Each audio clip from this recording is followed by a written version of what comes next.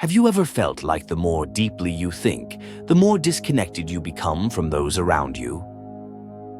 Like your mind operates on a different wavelength, perceiving things that others overlook, questioning what they accept without hesitation. If so, you're not alone. History is filled with minds that saw too much, understood too deeply, and as a result, were cast aside, misunderstood, or feared. But why? Why does intelligence, true intelligence, the kind that sees beyond the surface, so often lead to isolation? To answer this, we need to understand a fundamental truth about human nature. People don't resist intelligence itself. They resist what intelligence reveals about them, the burden of perception. Imagine you're in a dark room filled with people, and suddenly you're given a flashlight. While others are content in the darkness, you see things as they truly are. The cracks in the walls, the cobwebs in the corners, the unsettling shapes that lurk unseen. At first, you want to share what you see. You assume people will be grateful for your flashlight, but instead they react with hostility. "Turn that off," they say. "Why are you ruining the atmosphere?" You realize something unsettling. Many people are more comfortable in the dark. Deep thinkers often experience this firsthand. The moment you challenge an idea, question a belief, or point out an inconsistency, you are not just presenting an alternative perspective, you are forcing people to confront something they may not be ready to see. And when that happens, the reaction is rarely appreciation. It is discomfort, it is resentment, it is rejection.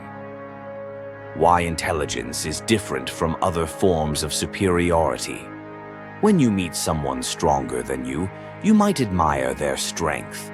When you meet someone richer than you might envy them, but you don't feel personally attacked. But when you meet someone more insightful than you, someone who effortlessly dismantles arguments you've held onto for years, it can feel like an attack on your very identity. This is because intelligence isn't just a trait. It is a mirror. And when you hold up a mirror to people's flaws, insecurities, and unexamined assumptions, they don't always like what they see. The tribal mind and the fear of outsiders. Human beings evolved in small, tightly knit tribes where survival depended on conformity and cooperation. Questioning the group was dangerous. Standing out could mean exile. In ancient times, to be rejected by the tribe was to be sentenced to death. Though we live in a modern world, our minds are still wired for tribal instincts. Most people prioritize belonging over understanding, acceptance over truth. This is why deep thinkers often feel alienated in social settings. It's not because they lack communication skills, but because the very nature of their thinking makes them different from the group. And being different, even in a harmless way, can trigger an ancient survival mechanism. Fear of the outsider. The paradox of intelligence. The more you see, the less you are heard. You might assume that intelligence would naturally earn respect, that those who see further would be the ones guiding society. But the opposite is often true. Many of history's greatest minds were ignored, ridiculed, or even persecuted in their time. Socrates was sentenced to death for questioning authority. Galileo was condemned for challenging the status quo. Nietzsche was dismissed as a madman, only for his ideas to reshape modern thought decades later. Why? Because the truth is not always comforting, and in a world that values comfort over clarity, the one who speaks uncomfortable truths is often the first to be silenced. The social penalty of thinking too deeply. Have you ever noticed that in casual conversation, deep topics are often avoided? That people prefer light, entertaining discussions over anything that requires introspection? This isn't a coincidence.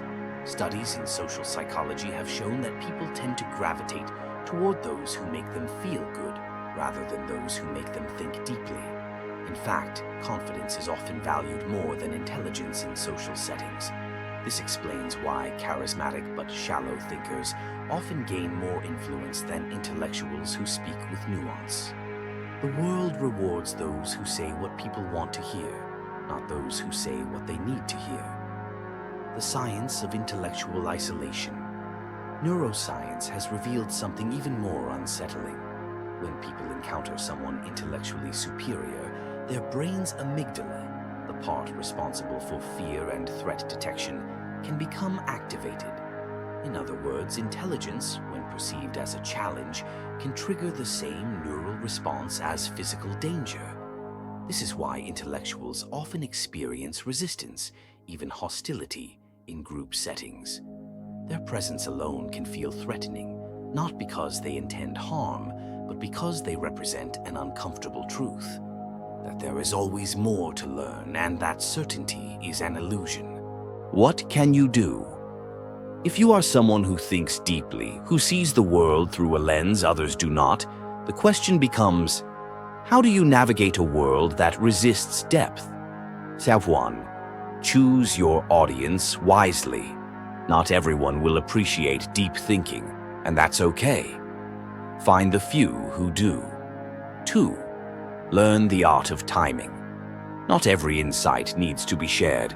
Wisdom is knowing when to speak and when to let silence do the work.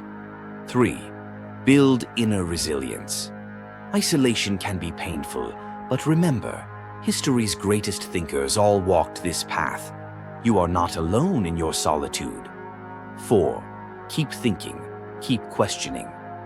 Even if the world resists, the truth does not disappear, and those who dare to seek it, despite the cost, shape the future.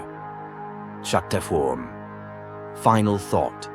The deeper you think, the more the world may try to silence you. But remember this, those who fear the truth will always resist those who seek it.